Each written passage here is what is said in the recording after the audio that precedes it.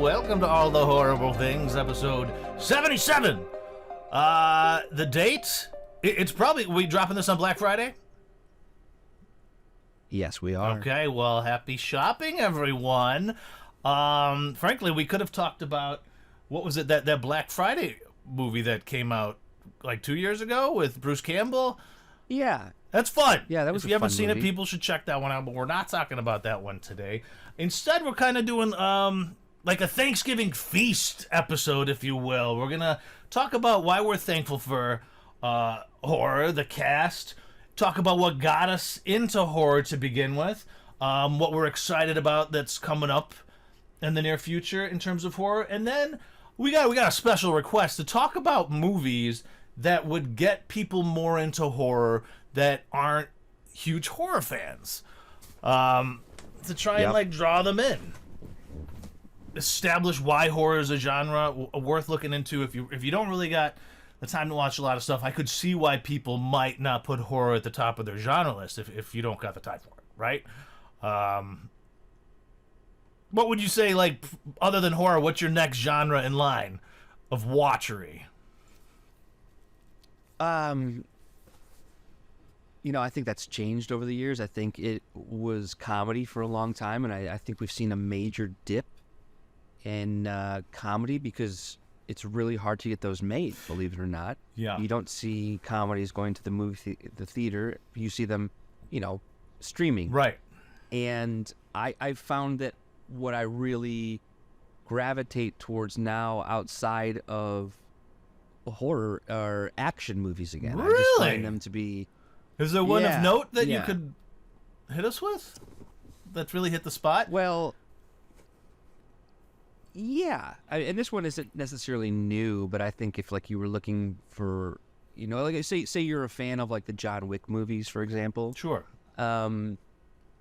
I would say something that's really good to check out is The Raid. Okay, I've heard of it, but I haven't seen it. Is a fantastic... Is it foreign? Fantastic. Yes. Okay. I believe they filmed it in Indonesia, like in Jakarta. It is so good. It kind of reminds me of a horror movie in the sense that it's contained in one location, and it's about the police entering this high rise of just villains, and it's like going from floor to floor. It's super well directed and well choreographed. But yeah, I really find that so you need your adrenaline going, it seems, to really get excited about a movie. Yes. You're not the drama. Are you watching the movies for, like, the Oscars religiously? Is this no? Not anymore. Not anymore. I really don't feel that it's as accurate as, well, maybe it's never been that accurate. But I guess I'm just a little tired of the whole hype around it, and, like, that feeling that, like, if you didn't see this movie, that you didn't see the best movie that year. And with streaming, I think things have to change as far as, like, how we treat movies. There's that rule, I think, that needs to be released in a movie theater for even an X amount of days for it to be Considered now. Yeah. Looked at. Right. Yeah, but I also find that there are many indie films that may never get a big screen release. So my whole point is that it's elitist. I don't believe you don't feel that it's actually exactly accurately assessing. It's such a subjective thing, anyways, in the way that they kind of correct. Promote themselves, and it kind of takes away from any genuine truth. Yes, and I also think that it's always, like, the same people. Right.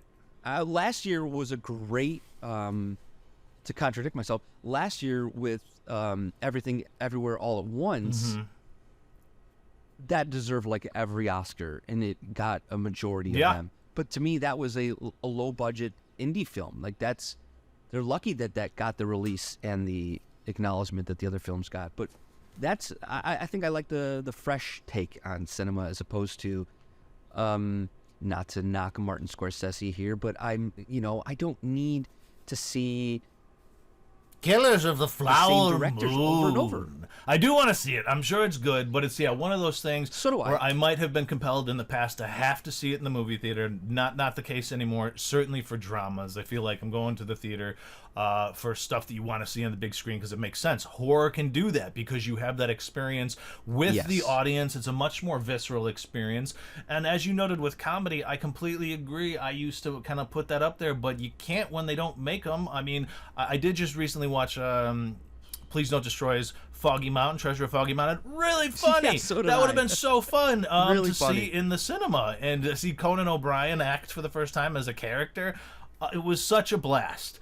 But I think that's a nice segue into why we're so thankful for horror and why horror is really kind of doing it for us now in this middle age of ours. And it's kind of rooted in how I think I first started getting into horror via comedy horror, and I would argue now I remain in horror because I feel like horror, the best of horror for me, it's become more realistic. You know, it's more drama horror. I feel are the ones that really grip me in a way that sure I still love the monster features, but if you have something like we've talked about in the past, see no evil or whatever, something that could actually happen that's horrific. It's at the heart, it's a drama, but the what's happening is so horrific. That to me is what like has kept me rooted in adulthood. But looking back, I want to think back to your youths. What were the horror media that really kind of started to get your bubbles popping? Absolutely. And I think I may have told this story briefly, but I think one of the first, blockbuster horror movies I saw was A Nightmare on Elm Street, and it was because a babysitter let me watch it, and never, that was what hooked me. I also I'm wearing my Chucky. my Chucky shirt because Chucky was huge for me as well. I think it was also fun that it took place in Chicago. Yeah, it made it feel like, it was a character. Chicago was part of it. True. Have you been keeping up with the series? Just a quick diverge, the Chucky series. I haven't started this most recent season, but I have seen everything else up until then. Because it's still getting good reviews. I want to get back into it, honestly. But you're right. Chucky as a kid was one of those ones. When I was young, really scared the crap out of me. But once I kind of entered the teen years, I could kind of like get past it. It's funny you mentioned Nightmare on Elm Street too, because I was thinking back and like going to the movie store, in the VHS, like the covers and how some of them really kind of like ingrained in your brain, and it's like before you'd even seen them, you were kind of petrified. And I remember the Nightmare on Elm Street. I don't know if you remember the VHS cover of it, but it's not even it's not a picture, a photograph. It's a painting or a drawing of Nancy's character with Freddy's claws hovering over her while she's sleeping. And for some reason, like the artistic rendering of the claws were way scarier than I think it would have been had you seen his like real claws from the film. I just remember that really affecting me as a kid. I think that was also a time though when a lot of care and art went into movie posters, and I think they all were. They weren't using Photoshop to create these posters. Everything was sort of, painted by hand. And the funny thing about that was, like, that could help or hurt a movie because how many times did the poster look awesome and then you rented the movie and it was garbage? You're like, wow, man, that poster really tricked me. It's a lost art. You're right. It was a means of selling the film in a way we don't really get anymore when we don't have physical media. I mean, you'll get often like an icon, a frame of the film now. There's not that thought that's put into what image is going to be representative. Just to name a couple other VHS covers that really got to me. I don't know if you remember the Chopping Mall one, but it's like a bag of human body parts. Oh, yeah. Scared me. I didn't see this one. Yeah. But and I think it was just strictly because of my fear. I used to have recurring dreams about like alligators coming out of the toilet and getting me. I remember that story you told me. Ghoulies? There's this little green, I love ghoulies. little I love ghoulies thing, and apparently there's only one scene of it coming out of the toilet, but that's what the cover is. It's this little green. What is it? I don't even know what it is. It's hideous looking. But like, yeah, they were like demons conjured up during a like a seance. Yeah. but as a kid, that's your tenderest zone, and to think this little green monster is gonna pop up and scratch at things is not fun. Yeah. And even like just the monkey shines. Do you remember the monkey shines? It's just the little monkey poster, doll, but it yeah. has like a straight barber's razor dripping blood. For some reason that just it got me. So I would say I'm thankful that horror back in the day used to use art in a way that I don't feel like other genres did. Like that got you to rent it. I'm trying to think back on other like Definitely. drama VHS covers that really stick out, and I can't really come up with anything. No, I think you're absolutely correct there, and I think we've almost hit a. I'm not saying like everything's been done, but there are so many movie posters out there that now replicate those old posters to try to like resonate something with you, and I think it's just totally overused. It's really hard to decipher which movie is which now because they all just sort of blend together. And not to mention that they are pumping out a ton of horror now. Yes, yeah, it's the most profitable. You spend the least money and get the most profit off of it. Especially after like Marvel's just canned 250 million and it made only 50 or something. It's just like it's Right. so safe making horror. I feel like because you're bringing in audiences and you're not spending half that money. And I remember when I was younger, even now I still try to do it, but they're not as affecting. When you go to the movie theater, I would want to get there a little early and just look at all the new posters that popped up, that are all over in the marquees, and it's not something that's appreciated anymore, I don't think.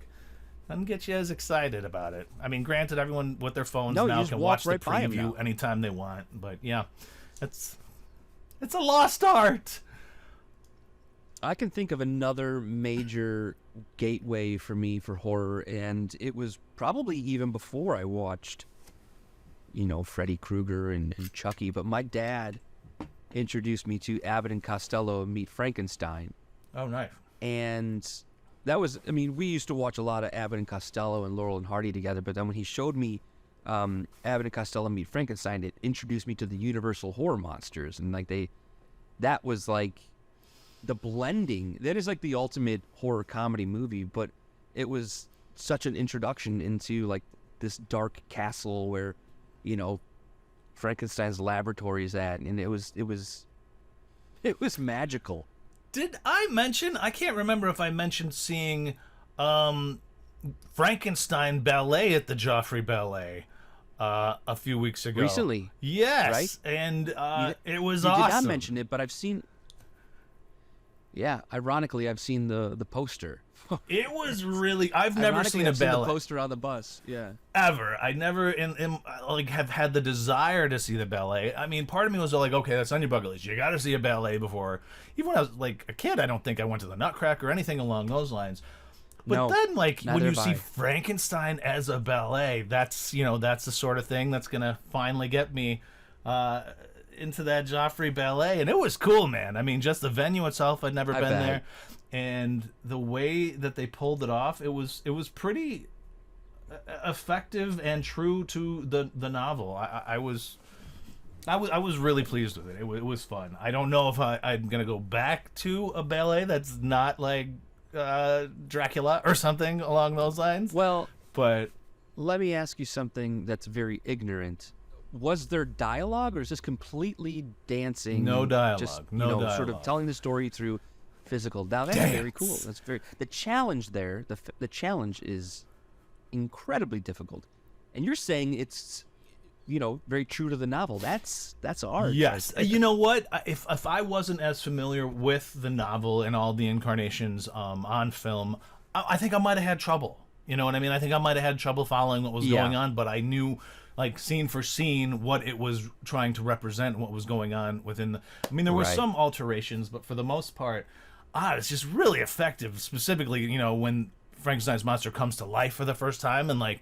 Right. I don't know if you remember Robert De Niro's version, but Kenneth Branagh is kind of like holding him up for it. Just the way they did it was so fluid and beautiful. I was pleasantly surprised with it. But That's great. Yeah, those you can't That's go great. wrong with the Universal horror villains. Which one gets you the most? I think you mentioned it was Dracula in the past. Am I wrong? Yeah, I'd say it is Dracula, and we talked a little bit about this on the last Voyage of the Demeter episode, Right. but it is such a great, cornerstone of Universal. I mean, showing Dracula, it just like this whole door opening to a monster universe, which is really unfortunate that they didn't get to I explore know. that more, because I would say, and we can segue here in a little bit, but I could say that if they were going to successfully bring Universal's horror monster like series like they do with Marvel Cinematic Universe, that would probably be even more powerful of bringing new horror fans into the genre than seeing I mean, yeah, people a lot are, of these got the independent ones that are Marvel coming out. fatigue now. I think that would have been Yeah. awesome had they pulled it off. Who do you blame? Because I blame Tom Cruise in The Mummy, because that was supposed to be Yeah, the I think- like the flagship, right? The big money one initially. Correct. and it The was Mummy. not The good. Mummy. And like they even teased, Russell Crowe, I think is Mr. Hyde in it. But yeah, I would argue that it was probably Tom Cruise's fault. Because that man is really great at action, but that movie was too much of an action movie. He Yeah. was trying to make It what was if the scary. Mummy was in Mission Impossible. Exactly. Yes, it didn't. It should have been rooted more in horror. Where I think they got it right, but I don't think necessarily this was one that was going to be part of the verse, or this incarnation was that new Invisible Man, which is awesome. It's so freaking good. So good. I mean, the Kevin Bacon one, not great. I enjoyed it when I was in my teens or whatever Hollow when Man? it came out. The Hollow Man. But the Invisible Man, there's a lot that can be played with there, and the deeper meanings of that one, certainly, like the misogyny and domestic abuse that the newest one deals with. Amazing. If you haven't seen Invisible Man, that to me, I think has become my favorite of the Universal monsters. I would argue. Yeah. But yeah, I really think that with the whole, it wouldn't be Marvel, but with that Marvel treatment, Yeah. it really would have created a very cool landscape for young children to start becoming horror fans. Completely. I think Is it my point there. boils down to the casting. I don't think Tom Cruise is appealing to an audience that you're going to build like they did with the Marvels at this point. I know he's still making crazy money with his Right. Mission Impossibles and Top Guns and stuff, but I don't see Zennials or even Millennials for that point really getting excited to go see his stuff anymore.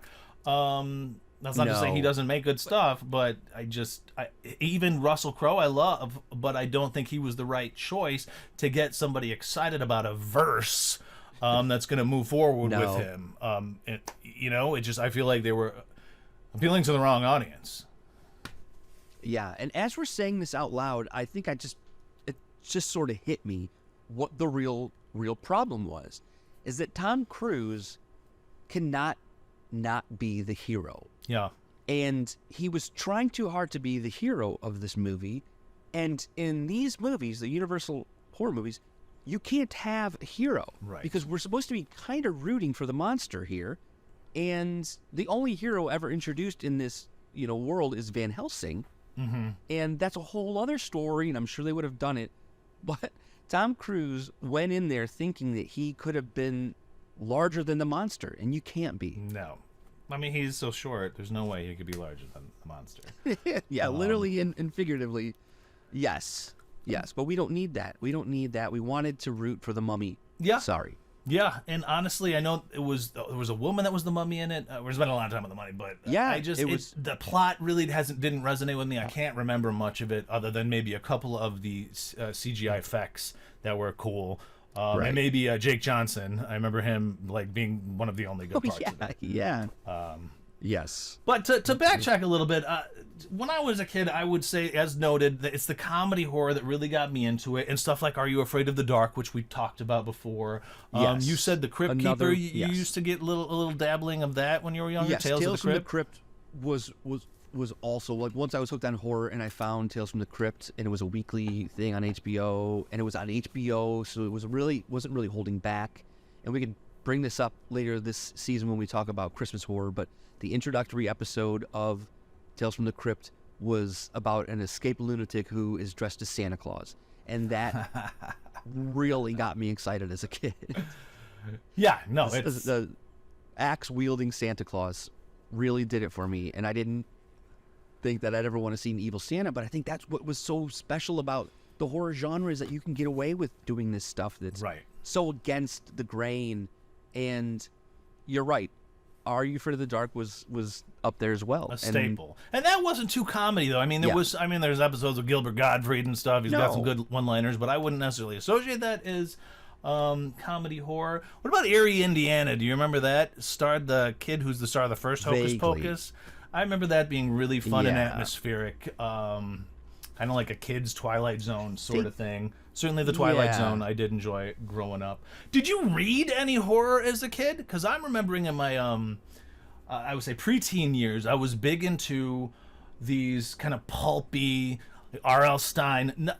And there's one I remember really specifically called The Xmas Killer by Patricia Windsor. But they were these smaller novelettes, sort of like pulpy horror stories that I remember that I would read a lot of those in like 6th, 7th, and 8th grade for sure. No, interestingly enough, I think Goosebumps may have been the extent of it. And I didn't really start reading horror until maybe college when I came across this writer, Jack Ketchum, who is like one of the most diabolical, evil writers. Like even Stephen King is like, that guy is scary. Really? Well, what's his Jack most Ketchum, notable concept? It's kind of influenced a ton of movies. It's called The Off-Season, and it is about these people who are in a cabin in the middle of nowhere, and they come across like these people who are trying to break in. It's like almost like The Hills Have Eyes. The Hills Have Eyes was very inspired by Jack Ketchum's story about these, inbred monsters who are breaking into the home and basically trying to destroy everything about your perfect little life. But a lot of movies have sort of borrowed from Jack Ketchum's Off-Season. Interesting. I would also argue, I remember 6th grade, did a talent show. I was Gomez Addams. We did the theme song. Addams Family, I think, was a big part. Those movies That's fun. Were a perfect time when I was a kid coming up to like really start to embrace. I certainly wasn't a goth kid in any sense of the word. But no. I started to appreciate the darker side of things. I think thanks to the Addams Family, maybe to a lesser degree Ghostbusters, because they're both comedy horrors, but I feel they have different tones in a way. I remember as a kid, my uncle Pat always talked about War of the Worlds, like the old one, even before Tom Cruise's version. He was obsessed with that. That really kind of got me, the sci-fi horror fan in me percolating. What about E.T.? I had one of my sisters I think to this day remains petrified of that little turd alien. Yeah. It's very wholesome. I mean, I think that's a really great entry level, but to me, that's not horror at all. Really? Okay. Even when he's being all dissected and stuff at the end? No, still just sci-fi, and I don't think it was... for a kid, I could see it being horror, because he's not pretty. It's not a pretty alien, He's cute-ish, I guess, but I don't know. Did you ever watch... on Sunday nights, ABC used to have the movie of the week. Okay, yeah. So a movie they played when I was a child, and I think you could finally watch it on Disney Plus, but was is it just called Boogedy? Mr. Boogedy? Oh, okay. Sounds familiar. I don't remember it though. No. Because that was huge for me. It was just like ABC. It was still Disney owned film at least, but that was about like a ghost in a house, and that I really loved that. And I think that was another thing that really just stuck with me. But there was things like that were like made for TV movies. Like The Lady in White was another made for TV movie that was really creepy. I think. I know I brought it up before, but the Willies, of course, an anthology movie. I just remember having a sleepover, and we were all just like so grossed out when they blew up the dog in the microwave. Right. And then, of course, for people who don't remember who watched the Luger show, it's Donkey Lips has his own featured story in that. So I remember that's the sort of thing that started to get me into it, because you could just feel the way it impacts the audience and the people that you're watching it with in a different way. It's more horror is more of the interactive, genre in a strange way, because it does get your adrenaline pumping, and you just get your blood moving, and certainly back to the books. One of the books I read the most, and of course I brought it up a bajillion times, is Jurassic Park. And when you have a baby eaten by little compies at the beginning, that is scary horror to me, Certainly when I read it for the first time at 13 or 14, that's an attention getter. And then, later in the book, stuff that doesn't happen in the movie, Dr. Wu gets gutted by the raptors. That's all very visceral. There's a baby T-Rex that just like toys with one of the characters in it, and it's so grisly and gruesome. I couldn't resist, I remember oh, sorry, go ahead. No, I was gonna talk about just more the idea of like anthology stuff, and every weekend as a kid I would watch Monster Vision, hosted by Joe Bob Briggs, which is brought back to life on Shudder now. And then on Saturday nights I used to watch USA's Up All Night, hosted by oh my goodness, what was her name? Up All Night. She's a beautiful blonde woman. As a teenager, you're like, this woman is you gotta watch that. Remarkable. But I used to love watching the movies there. Is it Rhonda Shear? Is that? And they were real. Say that again. Rhonda Shear. Rhonda Shear. Okay. Rhonda Shear. Rhonda Shear hosted Up All Night, and it felt very taboo. Like I wasn't supposed to be watching this. Yeah. Everyone was asleep. I was downstairs and turning on the stuff that like you're not supposed to be watching this, Chris. And that was very exciting to me. That that's not only was this again blonde, this beautiful blonde woman introducing raunchy horror movies to me. It was also like, you're not supposed to be doing this. I think you're onto something there. Certainly, in my formative years, I think a lot of it had to do with the titillating nature of horror. You know what I mean? It certainly, it like I said, does stuff to your body and your mind that other genres don't. And that's intriguing. It gets you in places you haven't been. Just a side note, were you a Count Chocula, a Frankenberry, or a Blueberry man? Count Chocula. Count Chocula through and through. I like Count Chocula mixed with Frankenberry, for the record. That chocolate strawberry combo is great, but to talk my mom into buying both of them for that was very, very rare. Yeah, good luck. To say the least. Beggars can't be choosers. You get one, and you better be happy with it. What about X-Files for you growing up? Did that kind of get your juices flowing for horror? Yeah, I really, really enjoyed X-Files. And again, it's more of that anthology style. I like the idea of like a new story every week. And I like the idea that, the X-Files always made me feel like maybe there are weird things out there that can't be explained. And, we've talked about the just aliens in general lately. I think the ones about aliens always sort of just jumped out more. But 100%. Yeah, but there was some really great just like monster episodes too. I'm due for a rewatch. I mean, that seems very rewatchable. Yeah, I think you're probably right. Would you rather them reboot, or would you rather do a rewatch? Do you think they could do it better now? Is there anything that is X-Files-esque now? I think X-Files could come back under the right circumstances, and I think for one, it needs to go to a streamer. It needs to be able to do things that basic television couldn't do. You need to be able to push the boundaries a little bit more. A bigger budget. I bet you can get a bigger budget, say like on Netflix over Fox. And I think you need the right mind behind it. I know Jordan Peele wouldn't do it. He already tried to bring back Twilight Zone. I don't even know if that's still going on. But somebody like that, like that would be cool. Yeah, I think. I'm glad you brought up Jordan because honestly, I think what we were initially asked is what movies will get you into horror and why horror sort of thing. And we brought it up before, but it's just horror, I feel like, is the best avenue to dissect these societal issues, but in an interesting way. You know what I mean? Okay, I Sure. can watch Selma to deal with racism. 100% is going to be a profound experience, but I can also watch Get Out and have a little more exciting of Yeah. a experience while simultaneously dealing with these underlying issues that should be dealt with. I just find, when you put it in that platform versus something that's, just straight drama, it's gonna appeal to me more. Right. Right. What would you say are the movies that have that extra meaning that would be a good gateway for people to get into horror? Well, I think the obvious one is Night of the Living Dead. I Yeah. think George Romero did a really great job of,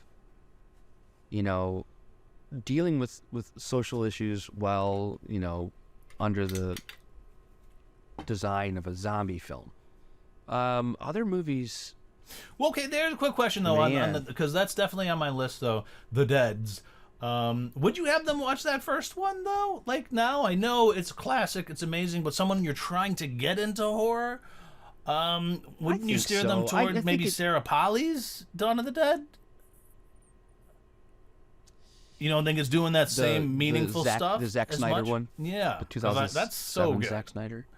And I do think it does have that stuff, maybe not as overt, but Well, for starters, I think zombie movies are probably an easier buy-in. Like I think people Yeah. are like, zombie movies have been around for a long time, and I think they're not as like. I mean, I certainly can be graphic, but like if I'm going to tell somebody a zombie movie to get them into the horror, I would go Shaun of the Dead. I think I'd go But if we're 28 talking Days about- Later to get him into it. Unless somebody's looking for that comedy horror. But if you, to me, Right. that's Shaun of the Dead. Yeah, funniest zombie movie ever. 28 Days Yeah. Later, it just I remember every scene from it, and Right. I know There's Mara. the That argument, was though, that it's not really. that's her favorite horror film of all time, and she's not a big horror fan, so like it does stick, I think, in a way that other ones don't. Some of the sticklers out there are going to say 28 Days Later isn't a zombie movie, it's an outbreak movie. Those aren't real zombies, they're running. Okay. They run, they don't act like the George Romero zombies. Do so. they eat flesh? I I'm- can't remember if they eat flesh. I don't eat. I think they do, but Okay. I think it's See, because that of to the, me is where it then becomes zombie. Yeah, I know. Well, you got a point. It could be considered more of a outbreak. I know I brought it up before. Yeah, it's a pandemic. I would say another top 3 when I was younger that got me into horror was Tremors. 100%. I feel like anyone absolutely. can watch Tremors, even if you're not a horror fan, and still enjoy it. There is a splash of comedy in there, of course. You got really fun ensemble. Yes. But just the very concept of something could come up from the ground at any moment, swallow you whole. I think that works for everyone. Yeah, and Tremors is a lot of fun. It is that borderline horror comedy. I think it doesn't take itself too seriously, but it's grounded in that world, and the cast is great. I was gonna say Poltergeist would Yeah. be a great entry, but the real question here is, if people haven't been watching horror, is it because they don't like to be scared? Yeah. Or is it because they don't know where to begin? And that's why you pick something that's not going to be too, terrifying psychologically or Triggering, I guess you could say, too, because I think a lot of the yes. reasons a lot of people avoid horror, those who avoid it, is just because their own life has so much strife and horror that Right. they don't want to then compound that.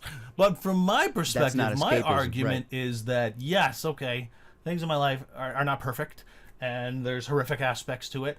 But in compared to a movie like Martyrs, where someone's getting their skin ripped off, it's not so bad. Things aren't so bad. It puts things into perspective for me, and I feel a little bit better about my existence.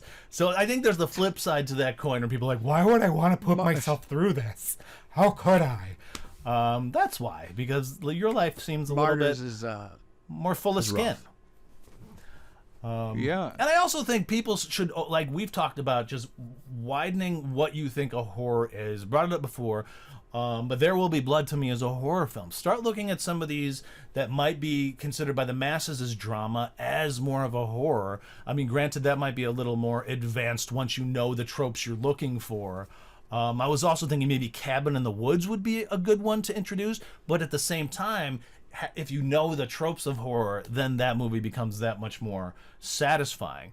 I remember absolutely at U of I took a film class, intermediate film I think it was, but they made us watch Near Dark, and that to me is a great entry-level horror film for like vampire / Western combo, with great direction from Bigelow, Bill Paxton at his best. Bigelow, yeah. And I think that's great entry level if you're willing to go back to, was probably like 80, 88, 89 maybe. I can't remember exactly. That sounds right. It sounds right. But in terms of more contemporary ones, I think Green Room is one of the best entry level horrors because you don't see it coming, and it's a horror that is not supernatural in any way. And it is still so, you're at the edge of your seat for the entirety of the movie. Yep. That to me is great entry level. Slither, if you want the comedy horror, I think Slither is a great one, especially for those of you who like Guardians of the Galaxy. You got James Gunn behind the camera here, with a really fun cast too: Elizabeth Banks and Nathan Fillion, and of course Pam from The Office. From The Office. I know I brought it up before, but we just mentioned the Alien films. But I also think those are good avenues in. I know I watched those really young. I was going to say it, yeah. My first date ever with Mara, I forced her to watch Alien, and she got through it. I will acknowledge the fact that when I tried to get her to watch Aliens, she fell asleep, which I think is pretty strange given that one's more action oriented. But I think it's because Alien is more horror. She couldn't shut her eyes. Another one she mentioned that really kind of converted her, I guess you will, was Host. During the pandemic, there was this movie Host that was released that was just so perfect for the time. When you get a horror that's reflective of what's going on in the real world, I think that can sometimes sway you. Barbarian was another one for her, because this is stuff that like is legitimately possible and scary. Maybe not the superhuman capacities of that old lady at the end there with the diving and such, but stuff that can really happen that is reflective of what's going on now, you know. That can pull you in, I think, to the genre. No, those are great. I was going to say Host, Host was like the perfect film during the pandemic. I almost thought you were going to talk about the Korean movie Host, which is about like this giant sea squid serpent thing. Yeah. I haven't seen that in a long time. I can't remember whether that was great or not. Is it a great one? It's super fun. It is super fun. All right. Fair. But yeah, like I think there are. I mean, other movies we've talked about, like whether it's part of our St. Patrick's Day movies. I was gonna say Grabbers, which is a super fun horror comedy. Yeah. I tend to gravitate when people ask me. I say Grabbers. I say Tucker and Dale versus Evil, because it has this. If you're not freaked out, you're laughing. You know, yes. It keeps the movie going. There's a whole bunch of movies like that, and maybe we should start putting up a blog entry of stuff like this. Yeah, I mean, I'm where not a you can watch huge 'em. Saw fan, but that first one, I feel like, I mean, it's dealing with morality issues. They take it to extremes in the latter version, Yeah. but that first Saw is just so strong. Again, it's when they have messages that go beyond the surface. I think it would be a hard one to entry level, but certainly Candyman, with the racism and sexism there.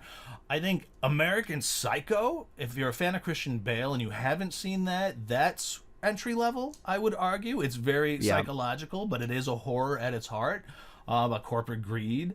Of course, The Shining, which we just talked about, I think that's very entry level. That could suck you into it as well. The two that I want to mention that I usually go to when I try and get people into it is The Fly. I think The Fly with Goldblum and Gina Davis can really get you into understanding what horror can do below the surface. Yeah, that's interesting. Because you could look at it as, okay, this is kind of about cancer, but as a lot of horror directors have talked about, The Fly is really about love. And in the end, ultimately, like, when you love someone enough, you euthanasia sort of thing. You have to put them out of their misery sort of thing. The love relationship between those two is really what's at the center of, a movie that's ostensibly about teleportation. And then, as we've talked a bajillion times, The Thing, you can't go wrong with The Thing as entry level too, I would argue. John Carpenter's Especially if you're into the new Monarch show, you get your Kurt Russell there. If you haven't seen him in The Thing, you're gonna regret having not seen it, because it's top shelf. Yeah, I mean, I think I'm surprised you said The Fly, because you don't really associate David Cronenberg films with, films you recommend to somebody who doesn't like horror, as well as Saw. I mean, I think when people think of horror, they think of like body horror or like the torture horror, like your Saws or your Hostels. Yeah, or they think really scary ghost stories. Like I would say like The Babadook is a really great movie to watch. It does have its creepy moments, but a lot of people who don't like horror or aren't watching horror don't like jump scares either. So I think there are some other films out there, like I would say like The Invitation, which is really more like a psychological horror about not the vampire one. Before. No, not the vampire one. The dinner party one. Yes, that is which I think is if for nothing else, if you're not enjoying the weirdness of it, the acting is really great and the directing is really great, and I think there's a bunch of movies like that. I was talking to somebody recently, and I think horror has gotten to a really great place where jump scares are fine and fun and whatnot, but they're so obvious now that we need to dig further. We need to go deeper into this genre, and like Jordan Peele doesn't tend to like survive on jump scares. Like Nope had a good handful, but they were comedic, if nothing else. And the point is that they're so obvious now that horror movies are really kind of just being like better written and like more character driven, and if nothing jumps out and scares you, you're still going to be creeped out by the end of the movie. No, I completely agree. I feel like it's the genre that's evolving more than any other genre, and that's enough reason for me to continue being thankful for it. Which ones are you looking forward to that are coming out? Given this is our Thanksgiving week episode, what are you thankful for and most hopeful for that's coming out in the near future, or that you've heard about? Well, in the near future, I'm very excited for Robert Eggers' Nosferatu. I think we're going to be pleasantly surprised. I think Robert Eggers is such a great writer-director, and I think we're going to see like a new spin on this, this whole story of Dracula coming to London. I'm also, and of course you got Skarsgård as Nosferatu. But what I find interesting is, like, as I just actually looked at the casting of it, I heard about the Skarsgård, but I didn't know anybody else that was in it. Do you know who's playing Winona Ryder's part from Bram Stoker's with where Gary Oldman was Dracula? Lily Rose Depp apparently is going to have this role, and that's the role that Winona Ryder had. And considering Johnny Depp's, having Winona Forever on his, I just find it a little weird that like his kid is now taking the role of his ex-lover, girlfriend.